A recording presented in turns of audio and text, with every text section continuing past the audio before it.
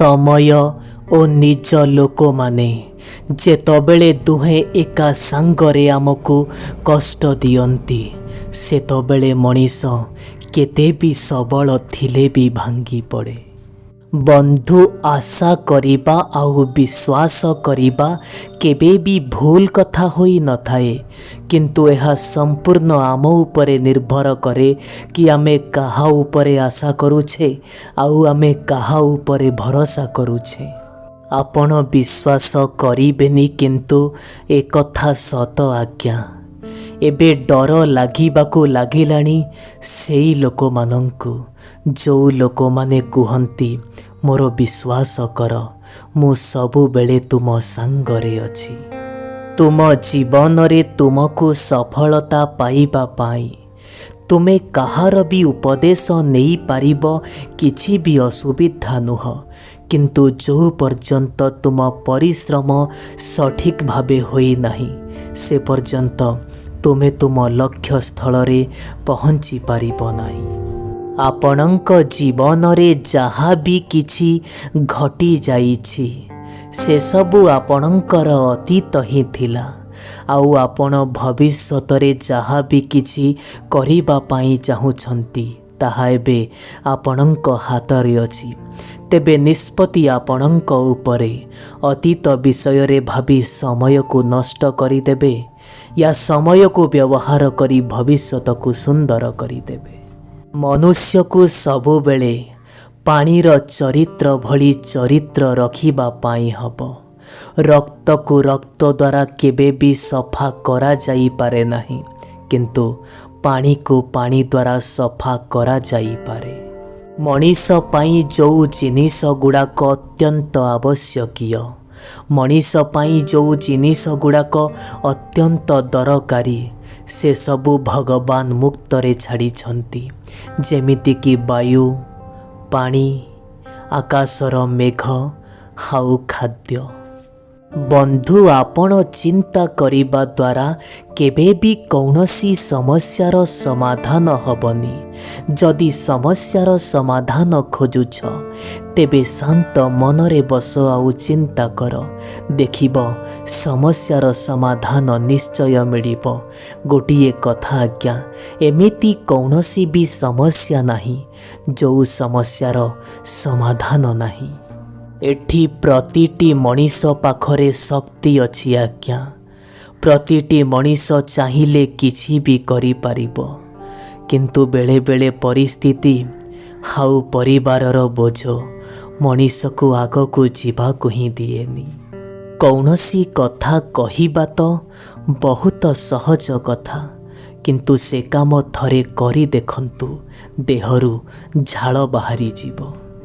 ଆପଣ ବିଶ୍ୱାସ କରିବେନି, କିନ୍ତୁ ଏକଥା ସତ ଆଜ୍ଞା, ଯେତେବେଳେ ମଣିଷ କୌଣସି ବି ଉଚ୍ଚ ସ୍ଥାନରେ ପହଞ୍ଚିଯାଏ, ସେତେବେଳେ ସେ ସେଇ ଲୋକମାନଙ୍କୁ ହିଁ ଛୋଟ ଭାବିବା ପାଇଁ ଲାଗେ, ଯେଉଁମାନଙ୍କ ପରିଶ୍ରମରେ ଆଜି ସିଏ ସେ ସ୍ଥାନରେ ପହଞ୍ଚି ପାରିଛି। ଏକଥା ଆପଣ ବି ଜାଣିନାହାନ୍ତି କି ଏକଥା ମୁଁ ବି ଜାଣିନି ଆଜ୍ଞା, କି ଜୀବନ ଦ୍ୱିତୀୟ ଥର ପାଇଁ ମିଳିବ କି ନାହିଁ। ସେଥିପାଇଁ ଭଲ ହେବ ଏ ରାଗ, ଅଭିମାନ, ରୁଷା ଛାଡ଼ି ଜୀବନର ପ୍ରତିଟି ମୁହୂର୍ତ୍ତକୁ ଆମେ ଭଲ ଭାବରେ ବଞ୍ଚିଯିବା ଭାଇ। ବାପା ମାଙ୍କ ଆଖିରେ ଲୁହ ଦେଉଥିବା ଲୋକେ କେବେ ବି ତୁମେ ତୁମ ଜୀବନରେ ସଫଳତା ପାଇପାରିବ ନାହିଁ। ଆଜି ତୁମେ ତୁମ ବାପା ମାଙ୍କ ଆଖିରେ ଲୁହ ଦେଉଛ, କାଲି ତୁମ ଆଖିରେ ବି କିଏ ଲୁହ ଦେବ। ଆପଣ ଜୀବନରେ ସବୁବେଳେ ସତ୍ୟ ପଥରେ ଚାଲିବାକୁ ଚେଷ୍ଟା କରନ୍ତୁ। ହୁଏତ କେବେ ବି ଜୀବନରେ ଆପଣଙ୍କୁ ମିଛର ଖୋଳପା ଘୋଡ଼େଇ ହେବାକୁ ପଡ଼ିବନି।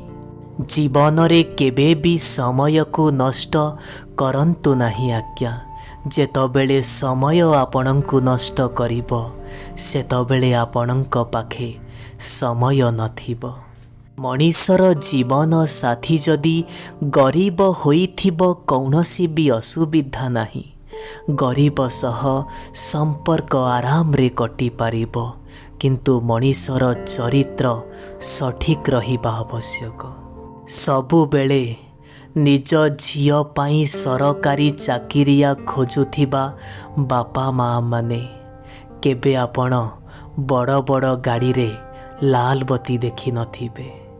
ଯେତେବେଳେ ଗୁରୁଜନମାନେ କିଛି କଥା ହେଉଛନ୍ତି ସେତେବେଳେ ମନୁଷ୍ୟକୁ ଚୁପ୍ ରହିବା ଜରୁରୀ, କିନ୍ତୁ କଥା ଯେତେବେଳେ ନିଜ ଅଧିକାର ଉପରେ ଆସେ ସେତେବେଳେ କହିବା ବି ଜରୁରୀ।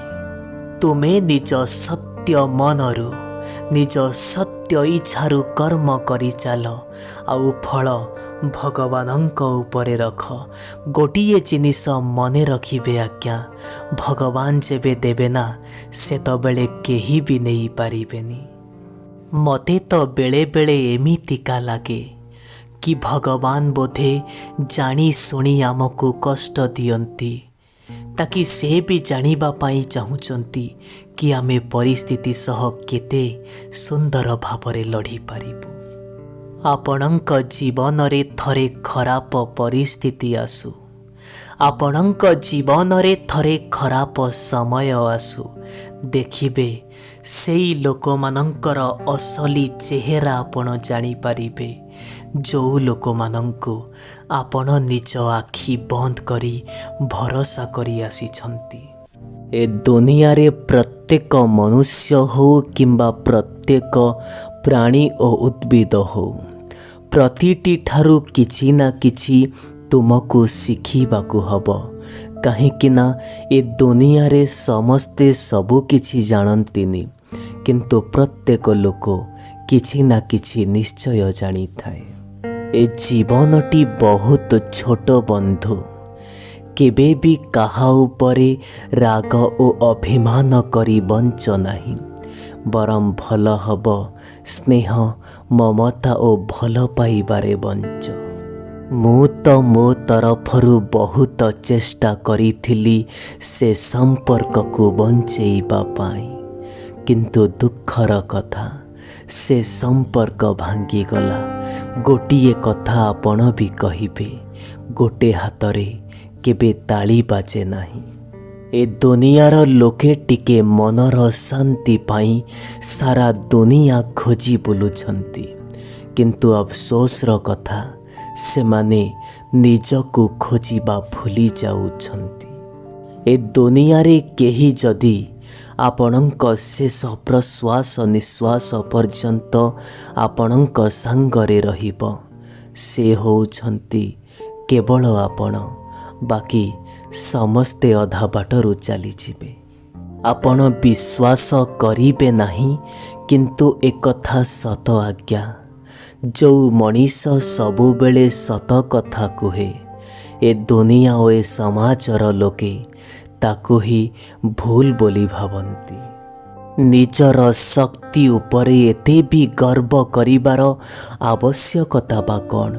ବନ୍ଧୁ, ଗୋଟିଏ ଜିନିଷ ଆପଣ ଜୀବନରେ ମନେ ରଖିବେ, ସେ ମଣିଷର ବି ଘରର ତାଲା ଦିନେ ଭାଙ୍ଗିଯାଏ, ଯେଉଁ ମଣିଷ ନିଜେ ସେ ତାଲାକୁ ପ୍ରସ୍ତୁତ କରିଥାଏ। ଯଦି ଜୀବନ ଜୀଇଁବା ପାଇଁ ଚାହୁଁଛନ୍ତି ଆପଣ, ତେବେ ଜୀବନର ପ୍ରତିଟି ମୁହୂର୍ତ୍ତକୁ ମନ ଭରି ଜୀ ନିଅନ୍ତୁ ଆଜ୍ଞା, କାହିଁକି ନା ମୃତ୍ୟୁ ଯେତେବେଳେ ଆପଣଙ୍କ ଦୁଆର ପାଖରେ ଆସି ଠିଆ ହେବ, ଆପଣ ତାକୁ ମନା କରିପାରିବେନି। ଟଙ୍କା ପଇସାରେ ଧନୀ ହେବା ଏତେଟା ବଡ଼ କଥା ନୁହଁ ଏ ଦୁନିଆରେ, କିନ୍ତୁ ବଡ଼ କଥା ତ ତାହା ଯିଏ ମଣିଷ ପଣିଆରୁ ଧନୀ ହୋଇପାରେ। ଯଦି କୌଣସି ମଣିଷ ଆପଣଙ୍କ ଉପରେ ରାଗୁଛି, ଆପଣଙ୍କ ଉପରେ ଅଭିମାନ କରୁଛି, ତେବେ ଗୋଟିଏ କଥା ମନେ ରଖିଥିବେ ଆପଣ, ସେ ମଣିଷ ଆପଣଙ୍କୁ ନିଜ ହୃଦୟରୁ ଭଲ ପାଉଛି, ନହେଲେ ଏତେ ବଡ଼ ଦୁନିଆରେ ଆପଣ କିଛି ବି କରନ୍ତୁ ନା କାହିଁକି, କାହାକୁ କ'ଣ ବା ଫରକ ପଡ଼ୁଛି।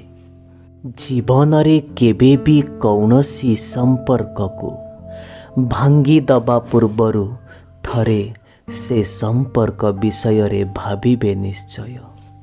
ଏକଥାର ଚିନ୍ତା କରି କେବେ ବି ନିଜ ମନକୁ ଦୁଃଖ ଓ କଷ୍ଟ ଦିଅ ନାହିଁ କି ଲୋକେ କ'ଣ କହିବେ। तुम घरर परिस्थितिर जहाँ भी सबु आवश्यकीय जिनिस से सबुर खर्च तुमको ही उठेइबा पाई पड़िबो। ए दुनिया लोके साहाଯ୍ୟ करिबेनी। निज जीवन रे सबु बेले आपण एका चलिबा पाई चेष्टा करंतु, कहीं ना से भल पाइबा हो किंबा सांग साथी हो केतबेले साथ छाड़ी देबे आपण निजे भी जानी पारिबेनी।